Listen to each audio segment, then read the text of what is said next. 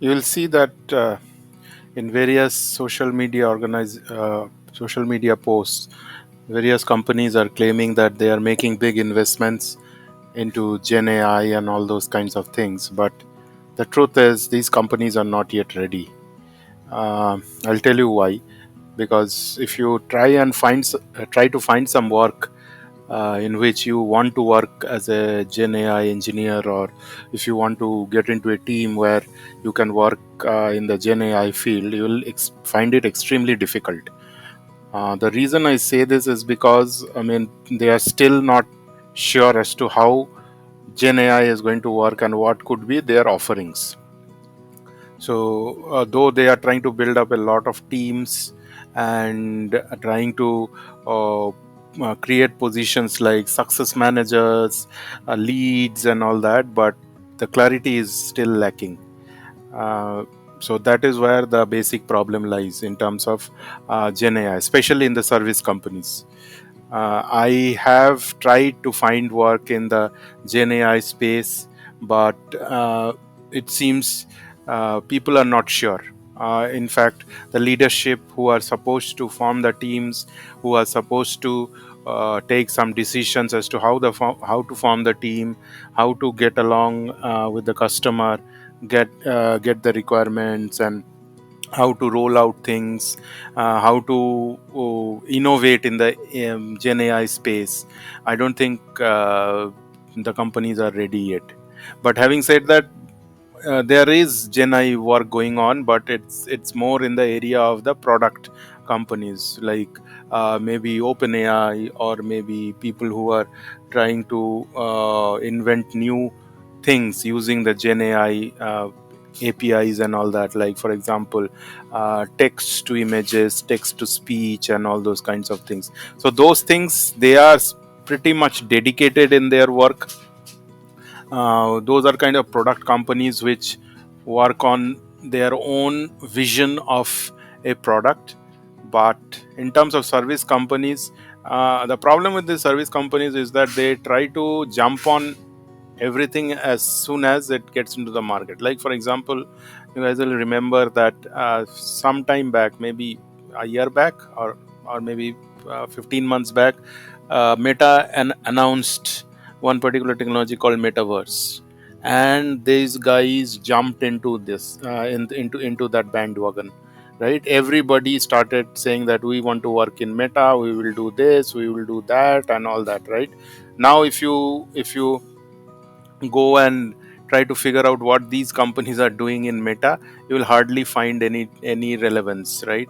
But having said that, it's not that people are not working on Meta, or things like that, but the initial hype and the jump due to that hype is something that is what these companies do.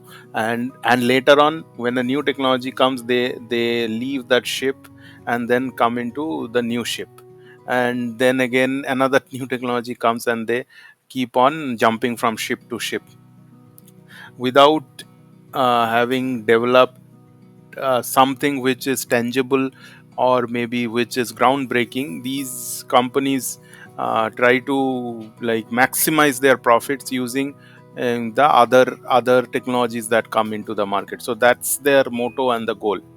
Okay, so they will not invest in making products. They it's their declared policy, right? They will not invest in products, they will not bring in products, they will not make products, but they will talk highly about innovation. Right, using the existing products, they will try to solve various customer problems and all that.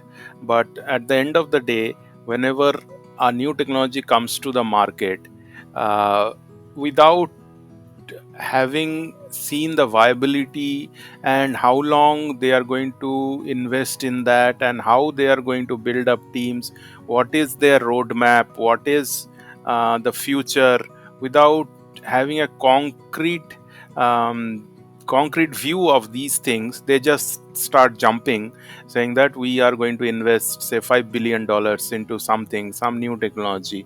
And then um, and then at the few years later, a few months later, you everybody forgets, right? I mean, uh, it's a kind of thing that that the politicians do. They will make promises, and then after the voting is over, people forget, and the politicians continue on their own.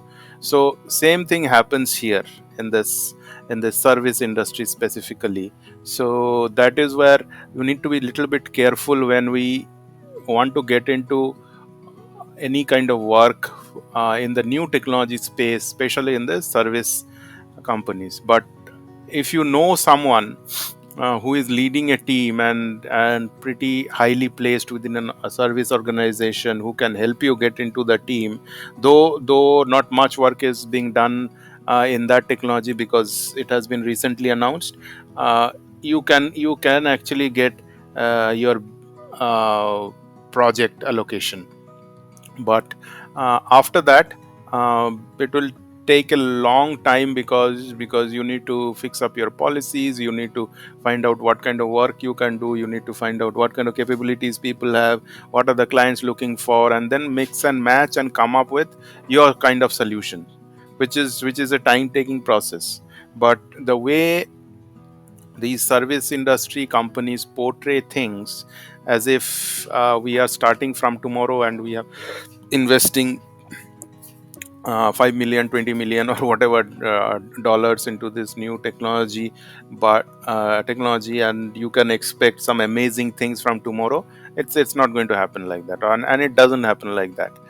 uh, but in the on the other side, the product companies, they keep on inventing, they keep on making better products, or making their existing products better. Like for example, OpenAI, they launched this chat GPT, and they are improving on the base product by releasing subsequent versions, right?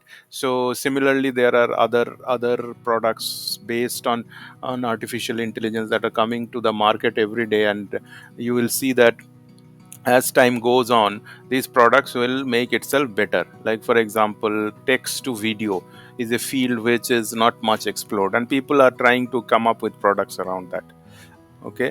But the problem here, what I'm trying to say here is that uh, if you are good in some technology and you want to get into a new technology, especially in a service company, it's going to be difficult, because um, they are in the catch up game, in the sense that somebody else is inventing the technology. Like for example, this artificial intelligence thing, like the OpenAI, chat GPT, it is being invented by some other company.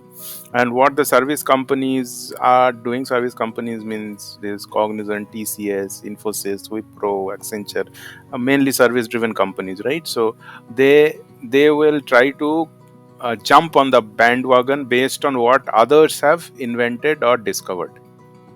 Okay.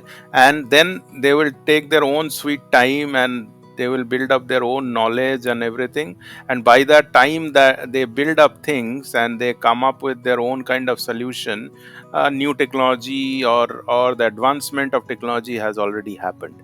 So it is uh, difficult for someone who is working in the service industry, in especially in any of these kinds of companies, to actually work hands on the latest technologies. Like for example, chat GPT, prompt engineering, or whatever, I mean, any new kind of technology, right? So but the thing is, these companies are so big, they will make announcements and all that, that they are investing so much of dollars, investing, training up so much people and all that kind of thing. But at the end of the day, if you go to the um, bottom of it, if you try to dig down, you will see that nothing much is happening actually, right? The work that is being done is done in the product companies, where they are trying to improve their versions, improve the product, come up with new ideas, new branches of the product or something like that. So if you are working in a service industry, in any of the service industry related companies, I would suggest that rather than leaving your existing project and going into a new project which is based on a new technology, I think you should take your time to decide, and then take your call, because it's not an efficient process, right? Because most of these large companies are like size of an elephant, right? They take their own time to move, and it often happens that by the time they make their move, uh, the technology has been overtaken by some other technology, right? So it's difficult to find work in a new technology in a service company, unless you know someone who is at a higher level, who is building up a team, and you just give him a call and tell him that, hey, this is me, and you know me well, and I need a place in your team, and he says, okay, welcome aboard.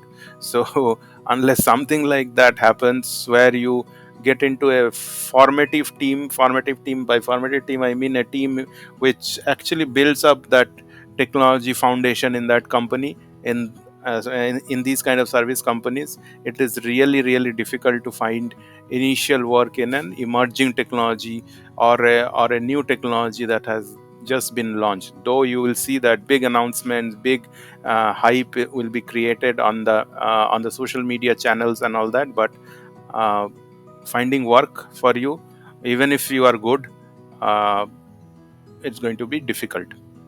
So my advice would be, stick to your existing projects. Don't jump too much if you are in a service company, and then once it stabilizes, you know how it is working, and there are specific projects or products that your service company is developing for any customer or for internal use, you then take a jump.